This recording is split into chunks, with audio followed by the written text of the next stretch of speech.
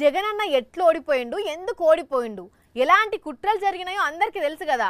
అయినా కూడా జగనన్న సైన్యానికి ఎన్ని ఓట్లు వచ్చినాయో కూడా అందరు చూసిండ్రు. అందుకే టీడీపీలకు జగనన్న అంటే ఇంకా భయం పోతలేదు.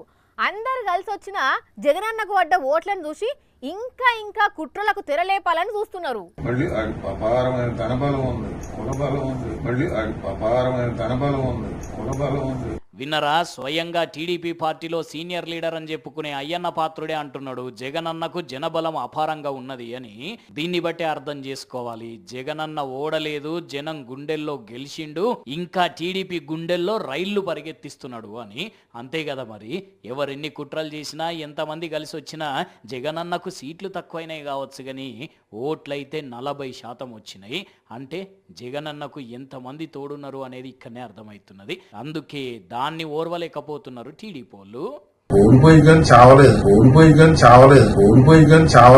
విన్నారా అనులా, జగనన్న ఓడిపోయిండు కానీ సావలేదు అంటున్నాడు అయ్యన్న. ఇక చూడండి వీళ్ళ కుట్రలు కుతంత్రాలు ఎట్లున్నాయో. అంటే వీళ్ళు ఏం కోరుకుంటున్నట్టు ఇవేనా ఒక సీనియర్ రాజకీయ నాయకుడు మాట్లాడే మాటలు? అయినా వీళ్ళు ఇట్లా మాట్లాడుతున్నారు అంటే జగనన్నను చూసి వీళ్ళు ఎంత భయపడుతున్నారో అర్థమైపోతున్నది. అది జగనన్న బలం మరి కాదా?